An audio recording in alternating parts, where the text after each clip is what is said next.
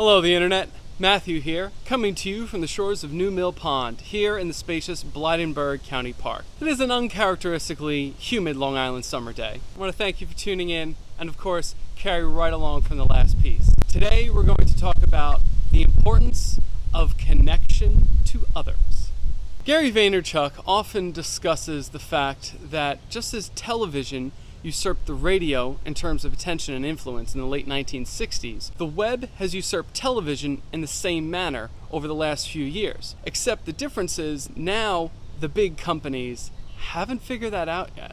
Despite the fact that the landscape has changed greatly in the digital age, the marketing vanguard still continues to dump hundreds of millions of dollars a year to yell at people from the television, even though nobody is listening and hasn't been for some time.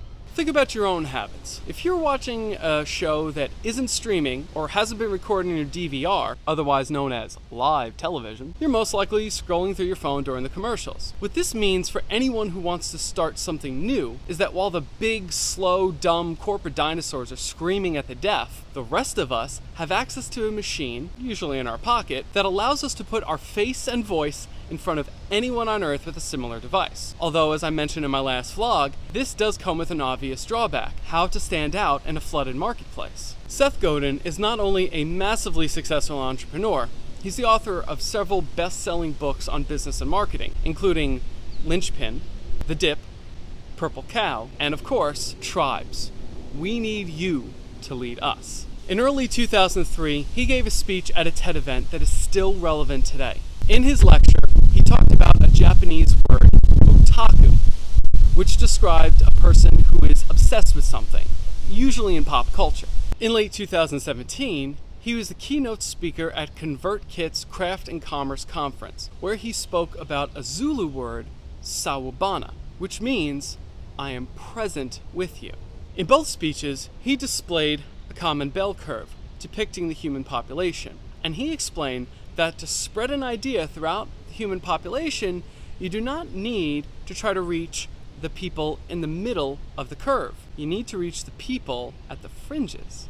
Seth explained that for decades, marketers would focus on the average person, that is, the people in the middle of the bell curve, because in order to reach people at scale, they had to use sources that were limited: newspapers, radio, and television. So they needed to sell to the largest audience in the shortest amount of time. This, of course, would mean that the people who were not average or in the middle of that bell curve were left to their own devices to discover new products and services. And oftentimes, these people would end up becoming very passionate about those things. And sometimes, if enough of those people on the fringes were able to spread their passion, it would continue to migrate far and wide throughout the average population and become absorbed by the majority. And in both lectures, Seth gave plenty of examples of this happening. However, thanks to technology, everything has changed. Speaking on Metcalfe's law, which states that the value of a communication network is proportional to the square number of connected users within the system, Seth made it clear that connection to others based on mutual want is the foundation for success.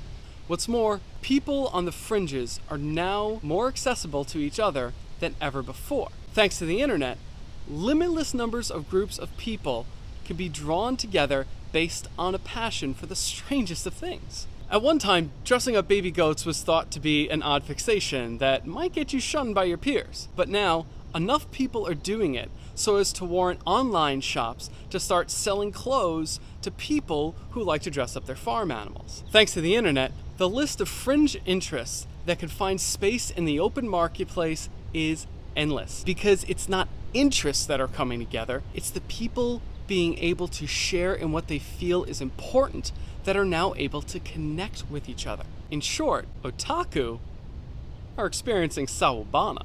As Gary Vaynerchuck pointed out in his meeting with the young entrepreneur that I spoke about in last week's vlog, it has never been easier for you to document what you are passionate about and share it with the entire world. Once you have the necessary level of self-awareness to know exactly who you authentically are, that person's purpose can now be what pushes you out of bed and pulls you over unlimited horizons. Now, thanks to technology, you can get into through me mode with just a tap and a swipe and connect to anyone else who is driven with the exact same purpose as you, no matter how small or how disparate that group is. And this is, as Seth Godin says, the basis for the modern tribe.